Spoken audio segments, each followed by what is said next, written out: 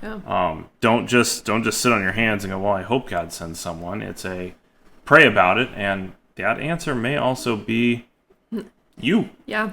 That's actually, there it is. There's the connection. So in the last one in Romans, we talked about how vast and abundant God's grace and love is. He's like, it's ready. It's ready to cover the sins of the whole world.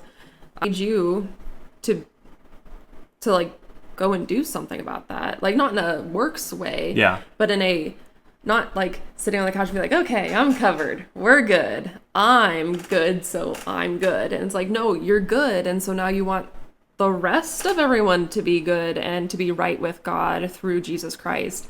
And we have the opportunity to go and share that. So that's what, that's the connection I'm going to make there. And then he immediately turns around and gives his disciples the authority to go and do all the things that he's been doing. Mm-hmm. So it is a pray that there would be more workers, and by the way, I'm also sending you. So as he starts chapter 10, that's the thing I've always loved, is like, and he gave them authority to drive out the spirits, to heal every disease and sickness. He's giving them that ability right then and there. Like, he's only just beginning his ministry, and even now he's just saying, no, you're going to go out and you're going to do these things. You're going to proclaim the kingdom of God. We get the 12 disciples, the description of who all these people are. And there's not necessarily a lot of, he doesn't give us a lot of like extra about many of these guys. I mean, we don't necessarily know a lot about some of them, like Bartholomew and James, the son of Alphaeus, and Thaddeus. I mean, we really don't. Thaddeus doesn't get a lot of speaking time in the Gospels, but you do get a little bit of a description here of a few of them. You get Matthew, the tax collector, which tells you a little bit about him. Just kind of going, because we talked about Matthew last week, and the tax collector being called, and just kind of going, okay, this is somebody that the Jews would have had some problems with. And then you get to Simon the Zealot, and you go, wait a minute. This is part of that kind of Jewish revolutionary group who's violently opposing Rome. So he and the tax collector probably not going to get together and want to have dinner together on their own. And then you get the foreshadowing or that hindsight of knowing already how the story is going to end, that Judas Iscariot is the one who's going to betray him. If somebody's reading through Matthew and doesn't know the story, doesn't know what's going to happen, they're like, what? He does, huh? Spoiler alert. You get this description of kind of who all the disciples are, and then these 12 Jesus is going to send out, and he gives them very specific instructions on what they are to do as they go out. It's really just go to the Jewish people, to the lost sheep of Israel, he says. Those are the people he wants to start with. Not excluding the Gentiles or the Samaritans, because actually in a little while he'll kind of address that a little bit. But we got to start somewhere. So we're going to start first with God's chosen people, the ones that God is talking to them in Exodus 19, telling them about how the whole world is mine, but you are going to be my chosen nation, my beloved people. That's where Jesus is like, we're going to start with them. He knows how that's going to go. He knows the rejection they're going to face. And he gives them the exact same message to preach. Same thing that John the Baptist was preaching. The same thing Jesus picks up as soon as John is in prison. It's the kingdom of heaven is near. The kingdom of God is at hand. That's the same message that they're supposed to go. And then he tells them, you get to do all the things basically I've been doing. Heal, raise the dead, drive out demons, go. Yeah, I think I'm going to take a quick step back to just the descriptions and things. I think the lack of description is kind of an indicator of like there's nothing particularly special about this crew. True. This isn't by the works of these men. This is by the authority given to them through Christ to go and do these things. Like, again, us people, we have nothing on our own account and of our own power to do anything. God comes to us, gives us everything we need, and in this instance, gives them just like in my head, like just beyond anything I would have been able to handle at this age / the age I am, because these are young men. Yeah. I think my ego would have exploded, and being like, oh yeah, I'm gonna go do work that Jesus does, and I don't know. I think it's really cool just to see, oh wow, people just like me being used by God for His works for the good of the kingdom, and they handle it very well, in my opinion. Well, Judas maybe not so much, but again, spoiler. Yeah, in the long run. Yeah, and they've got their bumps and bruises along the way Certainly. too, as it does go to their head to a certain extent, because and John are arguing over wanting to be Jesus is left and right, and all the other disciples are getting upset about that, and you know, Peter opens his mouth maybe a little too often sometimes, quick to say some really good stuff, but also quick to sometimes forget what he's just said and just foot in his mouth a little bit. Yeah, generally speaking, I think we'd look and go, yeah, they're nothing special on their own, but by that authority and power of Christ and the Holy Spirit, they end up doing amazing things to that. You know, looking again just at Jesus' instructions to him, he tells them to you have received and freely give, and I've always looked at that one. I've kind of wondered, well, it's like, what exactly is Jesus saying they've received?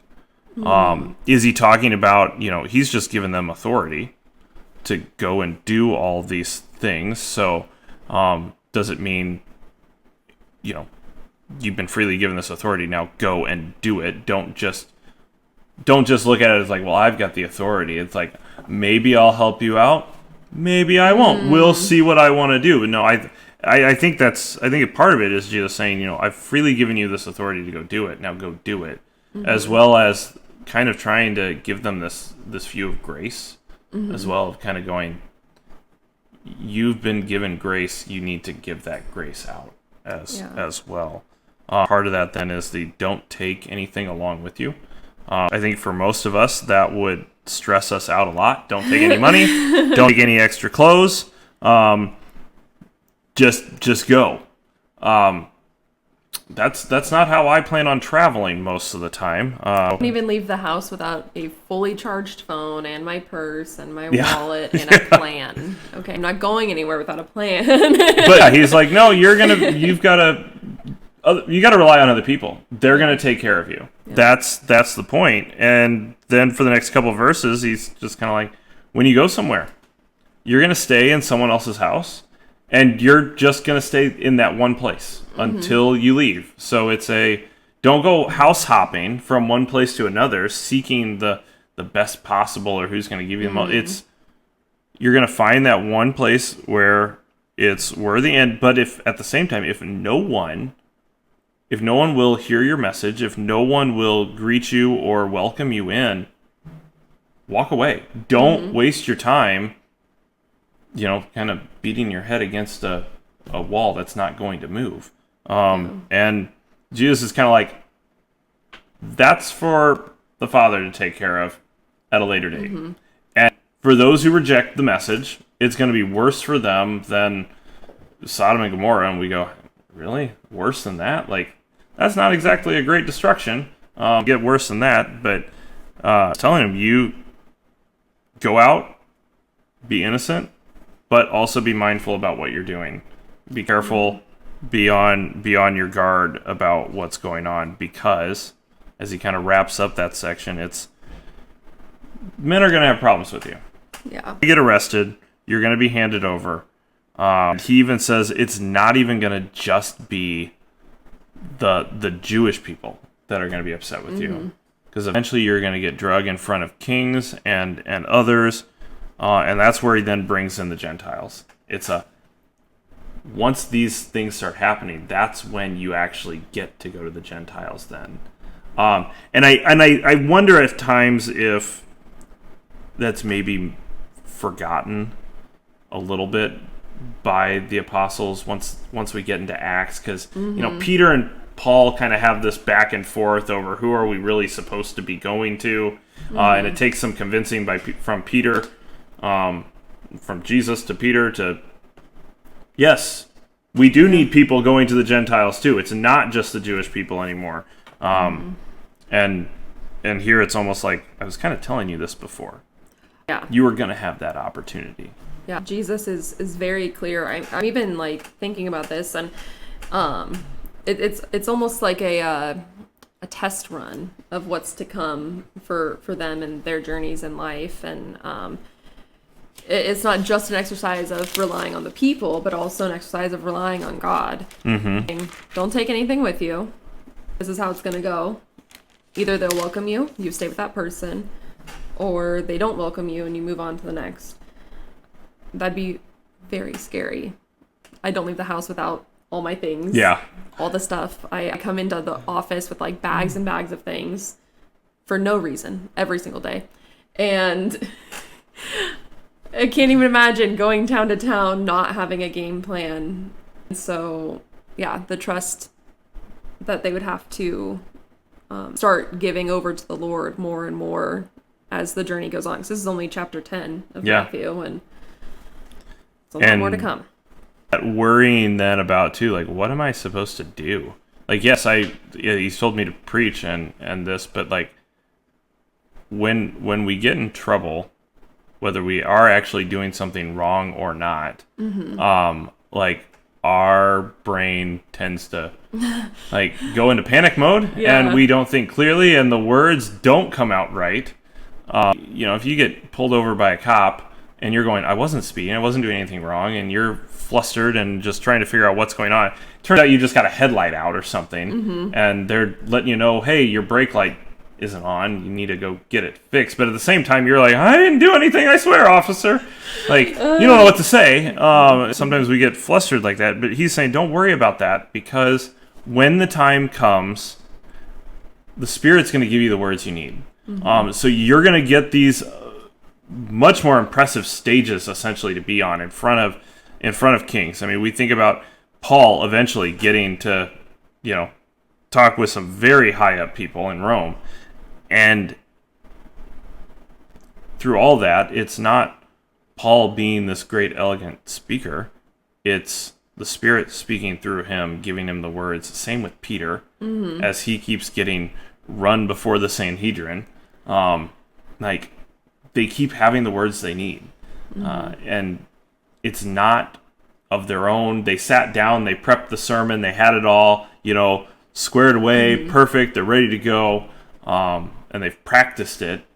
They're put on the spot, and they've got to have words, but God's providing it for them.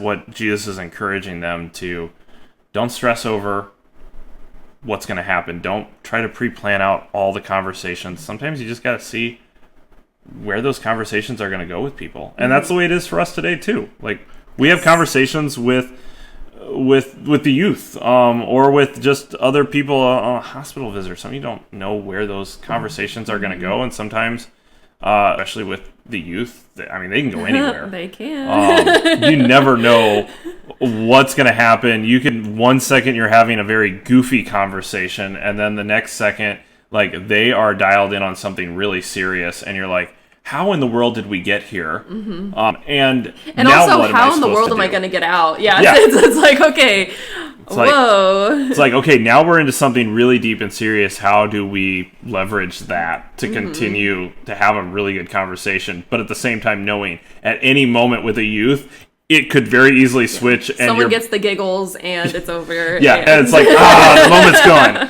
And hopefully whatever I said, whatever we did during that short little window that we were given, you just kind of got to go, the Spirit is going to have done, even though on the drive home you're like, I should have said. Yes, it's like, was that a fully complete thought? Like, how did this come across? And I've had conversations where I was like, what did I just say?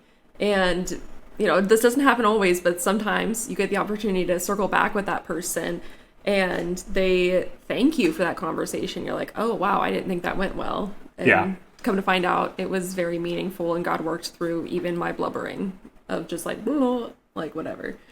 And so that's thankfully one of the things that we give thanks for the Spirit, that we don't have to always worry about, did we say it just right?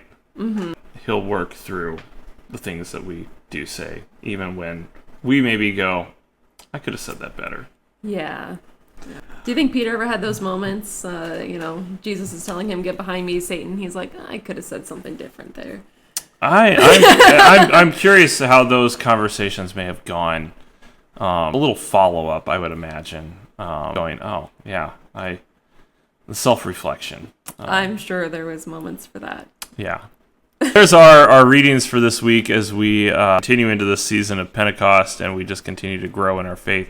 We'll keep looking at passages from Romans and Matthew, especially as we continue through go through this season. We'll put those questions for you guys up on the screens as you your small group or even on your own, and you can take a look at those. God's blessings on your week.